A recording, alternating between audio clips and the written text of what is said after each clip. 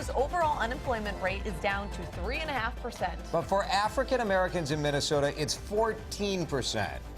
Take a second and drink that in. 3.5% compared to 14%. If you look at the African American unemployment rate around the country, it's 8.8%. So we are way worse than the rest of the country, and this has been the focus of everybody from the state government to business leaders.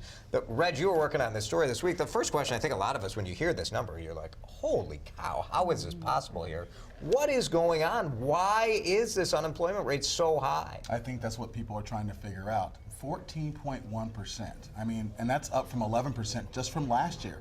So while the nation is seeing these unemployment numbers decrease, Minnesota is seeing them increase, and business leaders as well as government leaders are all baffled about why this is happening. Well, it's shameful. It's shameful. It's embarrassing. It's unconscionable. And what do we think it is, too? Because you can't think that people who are hiring are going, you're black, I'm not hiring you. Is it something subconscious? Why aren't people hiring? Well, some people think it is subconscious. It's a systematic thing where a lot of these black people who are looking for jobs are actually getting interviews.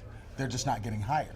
So you may interview 4 or 5 black candidates, but yet the white candidate gets the job. So are they bogus interviews just to check the box and say, oh, we're not racist? We hire minorities, well, I mean, that has yet to be seen. I think people are looking into that. But what really kind of freaked me out was the fact that a lot of these people who are looking for jobs have master's degrees. These are educated people with PhDs and bachelor's degrees with lots of experience. You profiled a guy with... Yeah, with a master's degrees in psychology and counseling. Right? He's helped consulted across the country and in different countries, and he gets to Minnesota, and he's been unemployed for a year. So is he getting interviews, though? He's getting interviews. He's not getting jobs. Okay. Thanks to the Workforce Solutions program there at the Urban League, they really set people up for success. They can get them in there to get the interviews, but they can't get them the jobs. We're talking about it, which is a great first step, because I think that number is startling. A lot of people maybe didn't know that. Now we do.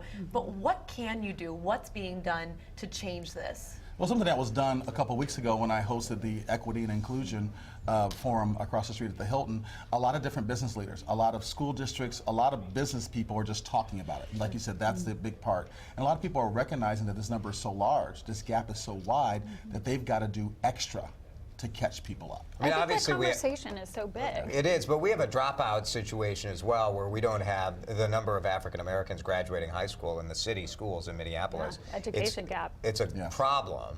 And so you look and say, these people, we can't just say, well, they don't have a high school degree, so too bad. Like we need to figure out how do we match up skill training. There are a lot of open jobs. Yes, there are a record open number of jobs in this country. I think I've said before, corporate America needs to step up.